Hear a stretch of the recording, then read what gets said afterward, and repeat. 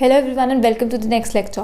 पिछली क्लास में हम लोग ट्रायल बैलेंस के जो प्रॉपर नोट्स थे वो बनाकर आया था और हमने सीखा था कि ट्रायल बैलेंस से रिलेटेड क्या क्या चीज़ें होती हैं। तो अब हम लोग एक क्वेश्चन करेंगे जो कि ट्रायल बैलेंस से रिलेटेड होगा और इसके बाद हम लोग इस चैप्टर को क्लोज करेंगे। तो हम लोग करने वाले हैं इलस्ट्रेशन 5। यहाँ लिखा है the following trial balance has been prepared by an inexperienced accountant, redraft it in a correct form. फिर यहाँ पे हमें कुछ नेम ऑफ अकाउंट्स दिया हुआ है, वही ट्रायल बैलेंस का जो प्रॉपर फॉर्मेट होता है वो दिया है और साथ ही में कुछ बैलेंसेस दिए हुए हैं। तो आप लोग देख सकते हो कि टोटल ऑफ डेबिट और टोटल ऑफ क्रेडिट तो सेम है, लेकिन अब ध्यान से देखेंगे कि यहाँ क्या है। तो अब ये वाला क्वेश्चन मैंने इसलिए उठाया ताकि एक एक चीज़ आपको अच्छे से समझ में आ जाए कि असल में ये सब होता क्या है जो भी हम अकाउंट्स में कर रहे होते हैं। अब हमें अच्छे से पता है एसेट्स, एक्सपेंसेस एंड लॉसेस क्या बैलेंस होता है उनका, डेबिट बैलेंस होता है, और liabilities, capital, incomes and gains उनका कौन सा बैलेंस होता है, उनका क्रेडिट बैलेंस होता है। अब यहाँ टोटल ऑफ डेबिट साइड और टोटल ऑफ क्रेडिट साइड वो तो टैली कर रहा है इनके ट्रायल बैलेंस पे, लेकिन अंदर कुछ गलतियां हैं जो कि देखते ही आपको पता चल जानी चाहिए, क्योंकि हमें पता है एसेट्स, एक्सपेंसेस एंड लॉसेस उनका डेबिट बैलेंस होता है, liabilities, capital and incomes and gains उनका क्रेडिट बैलेंस होता है। और यहाँ पे इन्होंने क्या किया हुआ है, हम वन बाय वन चलेंगे, हम देखेंगे कि वो चीज़ एसेट है, लायबिलिटी है, इनकम है, एक्सपेंस है कि कैपिटल है, क्या उसका बैलेंस होना चाहिए था और इन्होंने वो सही लिखा है कि नहीं लिखा। मतलब कि डेबिट बैलेंस होना चाहिए था तो डेबिट पे लिखा है कि नहीं, और क्रेडिट बैलेंस होना चाहिए तो क्रेडिट पे लिखा है कि नहीं लिखा हुआ। तो क्योंकि हमें ऑलरेडी पता है ट्रायल बैलेंस की लिमिटेशंस होती है, वो टैली कर जाता है अगर गलतियां हो भी उसमें। तो अब वो गलतियां हम लोग देखते हैं कि क्या होती हैं। इस क्वेश्चन के थ्रू हमें एक ही टाइप की गलती पता चलेगी कि बैलेंस कुछ और होना चाहिए लेकिन हमने रॉन्ग साइड पे लिख दिया, मतलब डेबिट को क्रेडिट लिख दिया, क्रेडिट को डेबिट लिख दिया। ऐसी वाली गलती हमने करी है तो ट्रायल बैलेंस को लोकेट नहीं कर पाता होता। अब सीधा हम लोग ये क्वेश्चन करेंगे, वन बाय वन हमने वो चीज़ पढ़नी है। सोचना क्या है कि वो है क्या, asset, liability, income, expense, capital, होना क्या बैलेंस चाहिए था और किस साइड हमने उसको लिखा है। ट्रायल बैलेंस का यहाँ पे फॉर्मेट हम लोग बना लेंगे। हम लोग कर रहे हैं इलस्ट्रेशन नंबर 5।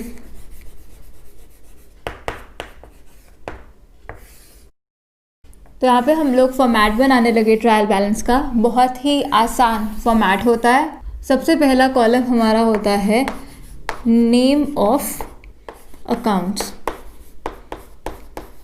कि कौन से अकाउंट्स हमारे पास इन टोटलिटी थे।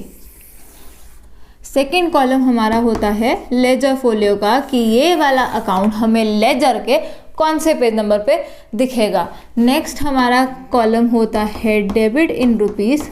अब यहाँ पे क्वेश्चन में ध्यान से देखो, वहाँ पे लिखा हुआ है बैलेंस डेबिट, मतलब कि बैलेंस मेथड फॉलो किया है, हमें बैलेंसेस दिए हुए हैं। और ये बहुत ऑब्वियस सी बात है, क्योंकि अगर एक अकाउंट के सामने सिर्फ डेबिट पे लिखी है अमाउंट या सिर्फ क्रेडिट पे लिखी है अमाउंट, इसका मतलब ही क्या है कि बैलेंस मेथड फॉलो किया है। क्योंकि अगर टोटल मेथड फॉलो किया हो तो डेबिट पे भी कुछ अमाउंट लिखी होगी उसी अकाउंट के और क्रेडिट पे भी कुछ अमाउंट लिखी होगी उसी अकाउंट के। तो ऐसे भी हमें पता चल जाता है कौन सा मेथड इन्होंने फॉलो किया है। तो वहाँ लिखा है बैलेंस डेबिट, बैलेंस क्रेडिट। हम लोग यहाँ पे सीधा लिखेंगे डेबिट इन रुपीज या क्रेडिट इन रुपीज, या वैसे भी लिख सकते हैं बैलेंस डेबिट और बैलेंस क्रेडिट। यहाँ हेडिंग भी लिखेंगे हम लोग, करेक्टेड ट्रायल बैलेंस बना रहे हैं तो यहाँ लिख देंगे करेक्टेड ट्रायल बैलेंस।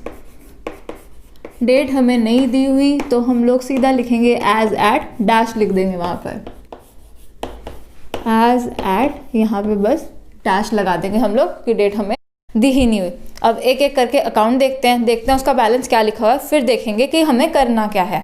तो अब पहला हमें यहाँ दिया है कैश इन हैंड, डेबिट के नीचे लिखा हुआ है 4100 रुपीज़। तो अब हमें अच्छे से पता है कैश इन हैंड क्या होता है। कैश हमारा एसेट होता है, एसेट का डेबिट बैलेंस ही होना चाहिए, डेबिट बैलेंस ही दिया हुआ है यहाँ पे, तो ये सही दिया हुआ है। हमें भी यहाँ पर यही लिखना है कैश इन हैंड और साथ में उसकी रिस्पेक्टिव अमाउंट, और डेबिट के ही नीचे लिखना है क्योंकि कैश एक एसेट का होता है डेबिट बैलेंस। इन्होंने सही बैलेंस लिखा हुआ है यहाँ पर। तो लिखेंगे हम लोग कैश इन हैंड, इसके बिल्कुल सामने डेबिट कॉलम के नीचे हमने लिखना है 4100। सही था ये, तो यहाँ पे हमें कुछ भी चेंज नहीं करना पड़ा। नेक्स्ट देखेंगे हम लोग, यहाँ लिखा है मशीनरी ₹25,000, डेबिट के नीचे लिखा है। तो अब मशीनरी हमें अच्छे से पता है, मशीनरी हमारा एसेट, फिक्स्ड एसेट होता है, हमारा नॉन करेंट एसेट होता है। इसका भी डेबिट बैलेंस होना चाहिए था, डेबिट के नीचे ही लिखा है, ये भी सही है। इसको भी हम लोग ऐसे यहाँ लिख देंगे मशीनरी 25,000 बैलेंस पड़ा, 25,000 रुपये की मशीनरी है हमारे पास, तो ये यहाँ पर हमने लिख दिया। नेक्स्ट देखेंगे हम लोग, यहाँ लिखा है परचेजेस ₹66,200। अब परचेजेस क्या होता है हमें पता है, परचेजेस हमारा एक्सपेंस होता है, परचेजेस एक खर्चा होता है, खर्चे का डेबिट बैलेंस होना चाहिए और यहाँ भी डेबिट के नीचे ही लिखा है, तो ये भी इन्होंने सही किया हुआ है। हम भी ऐसे ही लिख देंगे यहाँ पर परचेजेस और सामने उसकी अमाउंट है, डेबिट के नीचे 66,200 दिया हुआ है, हम लोग भी इसे ऐसे ही लिख देंगे। परचेजेस एक्सपेंस, एक्सपेंस का डेबिट बैलेंस, सही किया हुआ है ये। नेक्स्ट देखेंगे हम लोग, यहाँ लिखा है सन्ड्री डेटर्स ₹24,300। तो सन्ड्री डेटर्स ये वर्ड कब यूज़ करते हैं, जब डेटर्स हमारे पास डिफरेंट होते हैं, अलग अलग लोग हमें अलग अलग अमाउंट ओ करते हैं, तो उनका जो टोटल हमने लिखना होता है उसको हम सन्ड्री डेटर्स लिख देते होते हैं। तो सन्ड्री डेटर्स ₹24,300। अब हमें पता है डेटर्स क्या होता है, डेटर्स हमारा एसेट होते हैं, ये लायबल है हमें पैसा देने को। तो अब क्योंकि डेटर्स हमारा एसेट होते हैं, एसेट का डेबिट बैलेंस होता है, इन्होंने भी डेबिट में ही लिखा है, हम लोगों ने भी यहाँ डेबिट में ही लिखना है। सन्ड्री डेटर्स, डेबिट वाले कॉलम के नीचे 24,300, इतना टोटल पैसा हम लोगों को डेटर्स से आएगा, वो लायबल है हमें इतने रुपए देने को। 24,300 डेटर एसेट, उसका डेबिट बैलेंस, ये सही किया हुआ था। नेक्स्ट देखेंगे हम लोग, यहाँ लिखा है कैरेज इनवर्ड ₹1,800। अब कैरेज इनवर्ड हम लोग ऑलरेडी ये बात डिस्कस कर चुके हैं, कैरेज इनवर्ड और आउटवर्ड क्या होता है। कैरेज इनवर्ड जो हमने ट्रांसपोर्टेशन चार्जेस पे करे अपने तक, मतलब कि जब परचेज पे हमने पे करे उसको हमने बोला कैरेज इनवर्ड, कि हमारे तक जब गुड्स आते हैं तो वो गुड्स इन हो रहे हैं, तो तब जो ट्रांसपोर्टेशन चार्जेस पे करे वो कैरेज इनवर्ड। और कैरेज आउटवर्ड क्या होता है, वो भी खर्चा होता है जब हम लोग सेल करते हैं, मतलब गुड्स आउट करते हैं, तो वो कैरेज आउटवर्ड, सेल करते वक्त जो हमने ट्रांसपोर्टेशन पे चार्ज पे किया उसको बोलते हैं कैरेज आउटवर्ड। तो अब कैरेज इनवर्ड, कैरेज इनवर्ड हो आउटवर्ड हो, क्या है वो, एक्सपेंस ही है। एक्सपेंस का डेबिट बैलेंस होता है, इन्होंने भी डेबिट ही किया हुआ है, सही किया हुआ है, इसको भी हम लोग यहाँ पर लिखेंगे। तो यहाँ मैंने लिखा कैरेज इनवर्ड, अमाउंट भी लिखेंगे साथ में ₹1,800। कैरेज इनवर्ड एक्सपेंस था तो एक्सपेंस डेबिट होना था, डेबिट ही किया हुआ है। नेक्स्ट देखेंगे हम लोग, यहाँ लिखा है कैरेज आउटवर्ड, लेकिन क्रेडिट वाले कॉलम के नीचे लिखा है 700। अब यहाँ पर गलत हो गया क्योंकि कैरेज आउटवर्ड, कैरेज है क्या, कैरेज है ही खर्चा, उसका नेचर कैसे चेंज हो जाएगा, चाहे आप ऑन परचेज पे कर रहे हो, चाहे आप ऑन सेल पे कर रहे हो, वो तो खर्चा ही है। तो खर्चे का डेबिट बैलेंस होता है, expenses always have a debit balance, और यहाँ पर इन्होंने क्रेडिट किया हुआ है, ये गलत किया हुआ है इन्होंने। तो हमें यहाँ लिखना होगा कैरेज आउटवर्ड और डेबिट के नीचे वो वाली अमाउंट लिखेंगे जो इन्होंने क्रेडिट वाले कॉलम के नीचे कर दी है, क्योंकि कैरेज आउटवर्ड भी हमारा खर्चा है और एक्सपेंस जो होते हैं, खर्चे जो होते हैं, उनका हमेशा डेबिट बैलेंस होता है। तो हम लोग यहाँ पे लिखेंगे कैरेज आउटवर्ड। और पहली गलती हमें इनकी पता चल गई कि इन्होंने जो कैरेज आउटवर्ड था उसको जो है अमाउंट क्रेडिट वाले कॉलम के नीचे लिख दिया, बल्कि ये एक खर्चा था, खर्चा तो डेबिट ही बैलेंस होता है उसका, तो हमने उसको डेबिट वाले कॉलम के नीचे खिसका दिया और यहाँ पे हमने लिख दिया 700 डेबिट वाले कॉलम के नीचे। नेक्स्ट देखेंगे हम लोग, यहाँ लिखा है वेजेस, डेबिट कॉलम के नीचे लिखा है 17,500। अब वेजेस हमें पता है वेजेस क्या होता है, वेजेस हमारा खर्चा होता है, एक्सपेंस होता है, एक्सपेंस का डेबिट बैलेंस होना चाहिए, डेबिट बैलेंस ही है, लिख देंगे सीधा यहाँ पर वेजेस ₹17,500। तो ये ठीक था, ये कोई गलती नहीं थी, बस अभी तक एक ही गलती निकली है कैरेज आउटवर्ड, जो कि इन्होंने गलत किया हुआ था। नेक्स्ट देखेंगे हम लोग, यहाँ लिखा है रेंट एंड टैक्सेस ₹5300।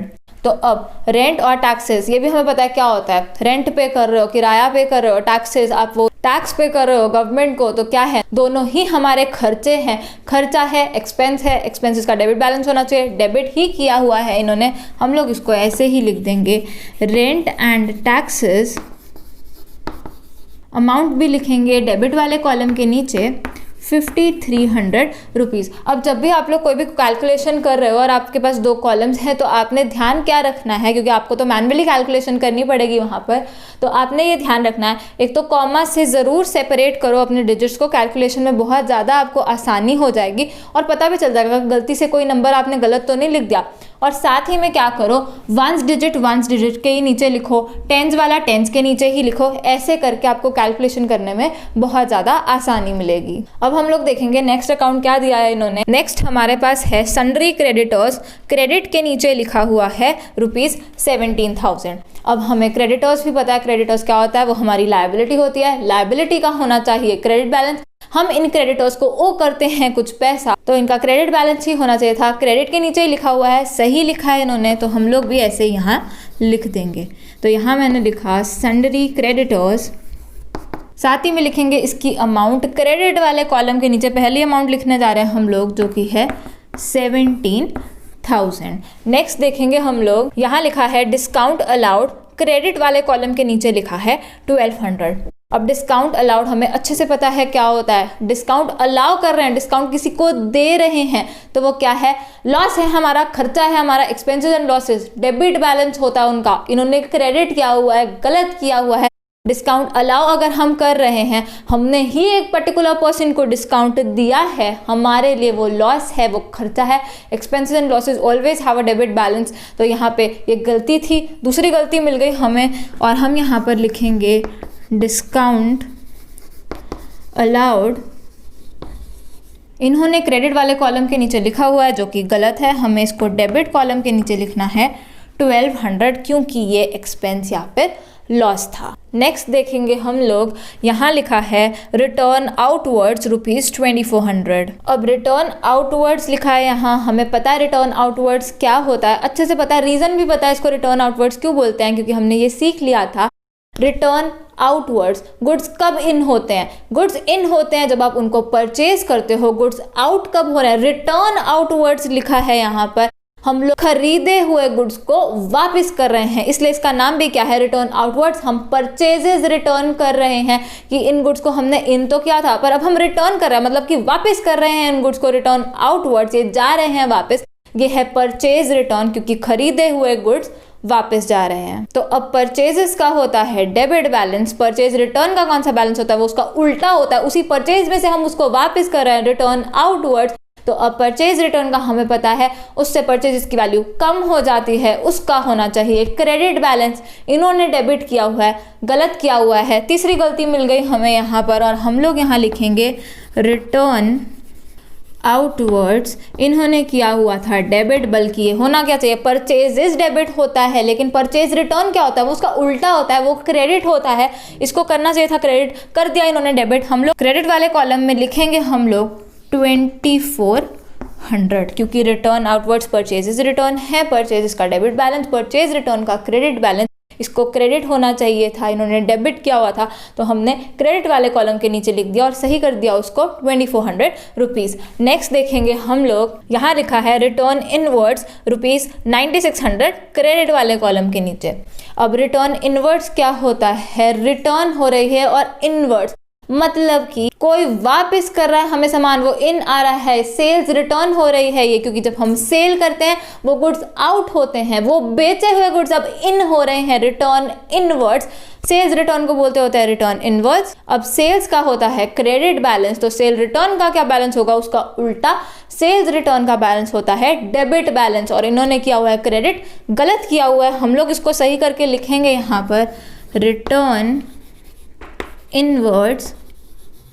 ये सेल्स रिटर्न हो रही है 9600 रुपीज़ की, तो हम लोग इसको करेंगे डेबिट, क्योंकि सेल्स का बैलेंस होता है क्रेडिट बैलेंस, सेल्स रिटर्न उसका उल्टा, रिटर्न इनवर्ड्स जिसको हम बोलते होते हैं, तो उसको होना था डेबिट। तो डेबिट वाले कॉलम के नीचे हमने उसको सही करके लिख दिया 9600 रुपीज़। नेक्स्ट देखेंगे हम लोग, यहाँ लिखा है कैपिटल ₹30,000, लेकिन लिखा कहाँ हुआ है, डेबिट के नीचे लिखा हुआ है कैपिटल ₹30,000। अब हमें पता है कैपिटल क्या होती है, कैपिटल एक इंटरनल लायबिलिटी होती है, लायबिलिटी होती है ये, liabilities and capital always have a credit balance, तो इसका बैलेंस क्रेडिट होना चाहिए था, इन्होंने डेबिट किया हुआ है, गलत किया हुआ है इन्होंने, तो हम लोग यहाँ पे सही करके लिख देंगे। हम लोग लिखेंगे कैपिटल, क्रेडिट के नीचे हम लोगों ने लिखना है कैपिटल के सामने 30,000 रुपीज़।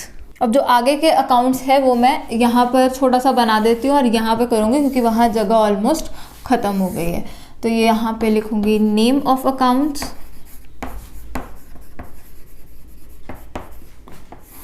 यहाँ पर लेजर फोलियो,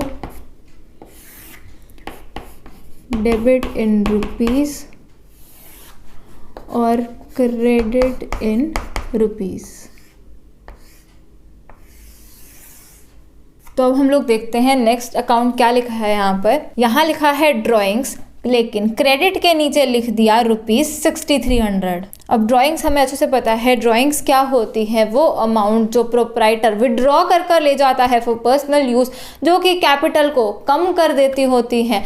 कैपिटल का बैलेंस क्रेडिट बैलेंस, तो ड्राइंग्स उसका उल्टा, क्योंकि वो उसको कम करती होती हैं। तो ड्राइंग्स का होता है डेबिट बैलेंस, क्योंकि वो कैपिटल को कम कर रही है। ड्राइंग्स का डेबिट बैलेंस होना चाहिए था, इन्होंने क्रेडिट कर दिया, गलत किया हुआ है इन्होंने। तो हम लोग यहाँ पे लिखेंगे ड्राइंग्स, और ड्राइंग्स डेबिट होती हैं क्योंकि वो कैपिटल को कम करती है। तो डेबिट डिक्रीज इन कैपिटल, इसलिए इसका बैलेंस डेबिट होना चाहिए था, क्रेडिट किया हुआ है। हम लोग डेबिट के नीचे इसको सही से लिख देंगे ₹6300। नेक्स्ट देखेंगे हम लोग, यहाँ लिखा है बैंक लोन और डेबिट के नीचे लिख दिया 10,000। अब बैंक लोन क्या होता है हमें अच्छे से पता है, बैंक लोन लायबिलिटी होती है, हम लायबल है उस बैंक को पैसे देने के लिए, हमने आज उससे उधार लिया है, तो बैंक लोन लायबिलिटी थी। लायबिलिटी का क्रेडिट बैलेंस होता है, डेबिट किया हुआ है इन्होंने, गलत किया हुआ है, हम इसको ठीक लिख करके लिखेंगे यहाँ पर।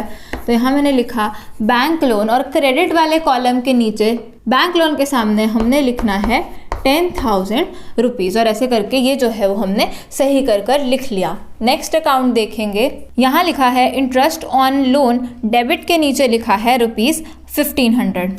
अब ये जो लोन है, लोन तो लायबिलिटी होती है, लेकिन इंटरेस्ट पे कर रहे हो इस लोन के ऊपर, एक खर्चा कर रहे हो आप। एक्सपेंस जो होता है, खर्चा जो होता है, उसका जो बैलेंस होता है वो डेबिट बैलेंस होता है। इन्होंने डेबिट ही किया हुआ है तो ठीक किया हुआ है, हम लोगों ने भी इसको एज इट इज ही लिख देना है, क्योंकि इंटरेस्ट ऑन लोन एक खर्चे का होता है डेबिट बैलेंस, और इन्होंने भी यहाँ डेबिट बैलेंस ही लिखा हुआ था। तो डेबिट के नीचे हम लोग लिखेंगे ₹1500। नेक्स्ट देखेंगे हम लोग, यहाँ लिखा है ओपनिंग स्टॉक, क्रेडिट बैलेंस दिया हुआ है 26,200। अब हमें अच्छे से पता है स्टॉक जो होता है, ओपनिंग स्टॉक जो होता है वो क्या होता है, वो हमारा एसेट होता है। प्रीवियस ईयर का क्लोजिंग, इस साल का ओपनिंग, जो गुड्स हमारे नहीं बिक पाए होते। तो अब वो ओपनिंग स्टॉक, वो एसेट का होता है डेबिट बैलेंस, तो इन्होंने किया हुआ है क्रेडिट, इन्होंने गलत किया हुआ है। हम लोग यहाँ पे इसको ठीक कर लिखेंगे। यहाँ मैंने लिखा ओपनिंग स्टॉक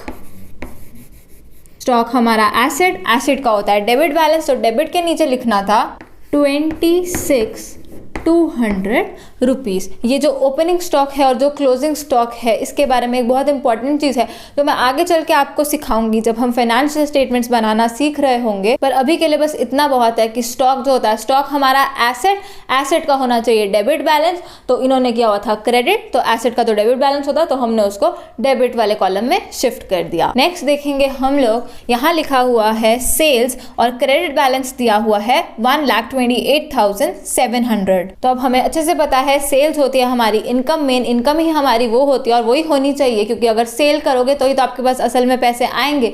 तो अब सेल्स का होना चाहिए था क्रेडिट बैलेंस, और क्रेडिट बैलेंस यहाँ दिया हुआ है तो ये इन्होंने सही किया है। हम लोग भी ऐसे ही लिख देंगे सेल्स, क्रेडिट वाले कॉलम में सेल्स के सामने हम लोग लिखेंगे 1,28,700।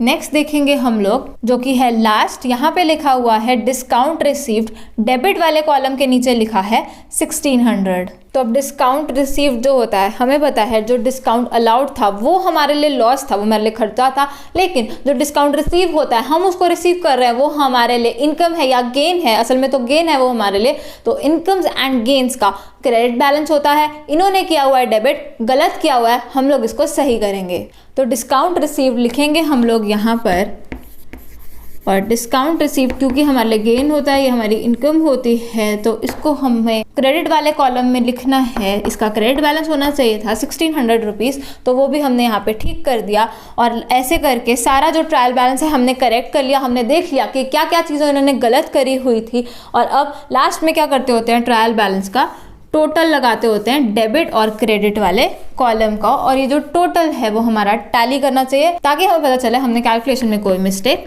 नहीं करी। तो यहाँ मैंने लिखा टोटल, और अब मैं देख लेती हूँ कि इसका जो टोटल है वो क्या आ रहा है। आप यहाँ पर टोटल सही से लगाएंगे तो टोटल दोनों साइड्स का यहाँ आ रहा है 1,89,700 और 1,89,700।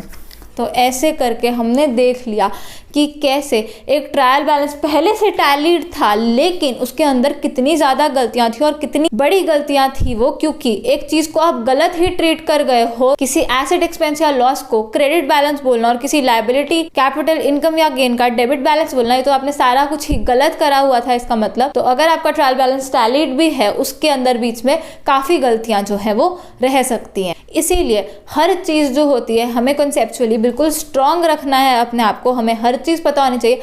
तभी जो भी अकाउंट होता है, कुछ भी हमें दिखता है ट्रांजैक्शन में, मैं आपको बताती हूँ कि वो एसेट है, लायबिलिटी है, इनकम है, एक्सपेंस है कि कैपिटल है। चाहे अब ये चीज़ आसान भी लग रही हो, आगे जाके बहुत ज़्यादा खुश होगे कि आपको ये सारी चीज़ें पता है, क्योंकि अगर आपको इतनी चीज़ पता है कि कोई एसेट है, लायबिलिटी, इनकम, एक्सपेंस की कैपिटल, आपके लिए हर चीज़ करना बहुत ज़्यादा आसान हो जाएगा। और साथ ही में हम लोग एक एक चीज़ को इन डेप्थ समझ रहे हैं, तो किसी को भी कोई भी प्रॉब्लम नहीं आनी चाहिए। तो विद ऑल दिस, ये वाला लेक्चर यहाँ पे ख़त्म होता है और ट्रायल बैलेंस का जो टॉपिक है वो भी हमारा यहाँ ख़त्म होता है। नेक्स्ट लेक्चर में हम लोग एक नया टॉपिक स्टार्ट करेंगे। तो thanks for watching, I will see you in the next lecture. Keep smiling and keep learning. Bye bye.